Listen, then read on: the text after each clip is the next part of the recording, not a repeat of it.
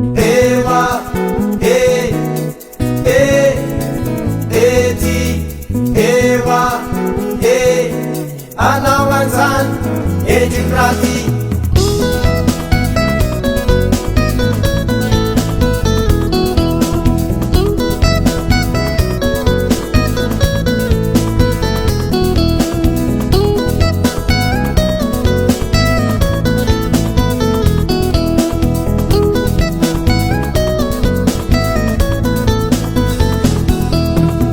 Anao sava maivelo akuambuan sirpui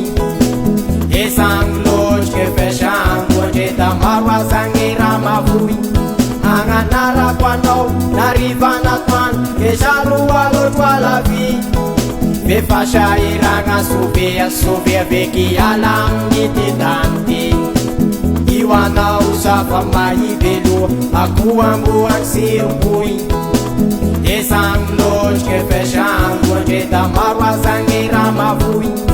anganara kwano narivana kwan ke jalu alo twala vi ve fasha iranga suvia veki alang nititanti da sana unge mat da sekendo ge tapchi vera mana ira suvia ki alna mana jana shaira da sana unge mat da se fus no ge tapak vera mana ira suvia ki alna mana jana shaira Indes mura basa munyage Jedamaro ke sasa pesanye Indes mura basa munyage Jedamaro ke sasa pesanye Indes mura basa munyage Jedamaro ke sasa pesanye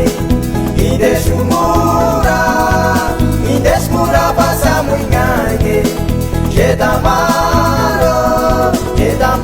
ke sasa pesanye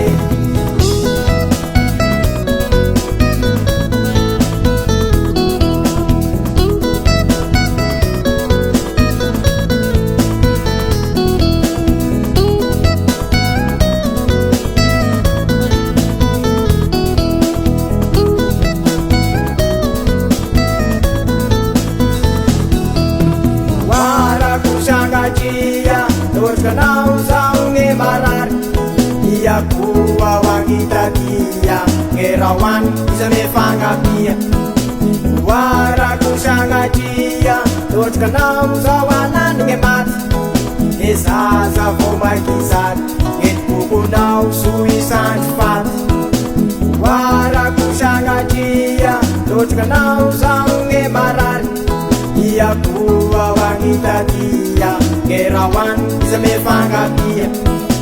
wara kushanga kia tot kanau sawanan ngemat esaza voma kisat et kukunau suisan fat Indes mura basa munyage Jedamaro ke sasa pesanye Indes mura basa munyage Jedamaro ke sasa pesanye Tunga vaga isanga Ekaro Usasaranja Ekaro Suwitan garit Ekaro Amti venanti Saluta fide